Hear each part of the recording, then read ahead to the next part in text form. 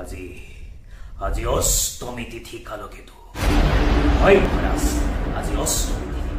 আজি মোৰ প্ৰাণ বৈৰী জন্মগ্ৰহণ কৰিছে। জন্মিলো ভয় কি মহাৰাজ? এই কালকেতু, দেৱৰ্ষি নাৰদৰ ভবিষ্যৎবাণী মনত নাই তোমাৰ? আছে মহাৰাজ, বিশ্ব ধ্বংসকাৰী কংসময় মোৰ দ্বাৰাই ব্যৰ্থ কৰিম সেই দিব্যবাণী। মহাৰাজ এতিয়াও জীয়াই আছে নে কালকেতু?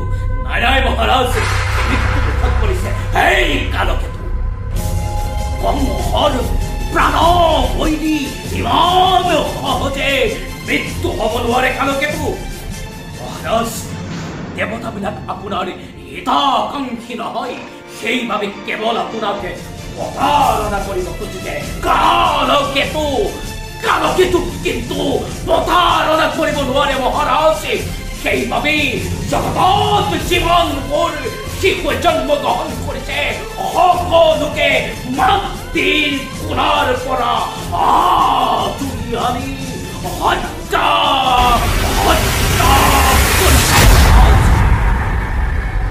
কাৰাগাৰত তালৈ গৈছিল মহাৰাজ।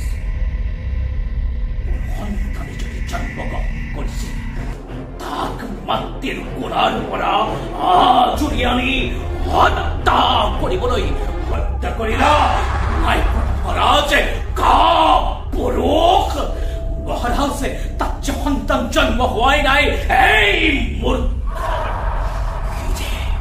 সি যে মাতৃৰ গৰ্ভৰ অন্তৰালত বহি কংসৰ মৃত্যু ক্ষমন কণী অট্টহাস্য কৰিব লাগিছে।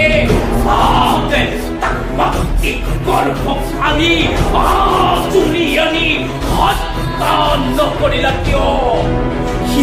সি যে পুত্ৰ নহয় মহাৰাজ, কন্যাহে। এই কালকেতু, পুত্ৰই হওক বা কন্যাই হওক, চিত্তভোগীৰ অষ্টম সন্তান। শিৱৰ প্ৰাণ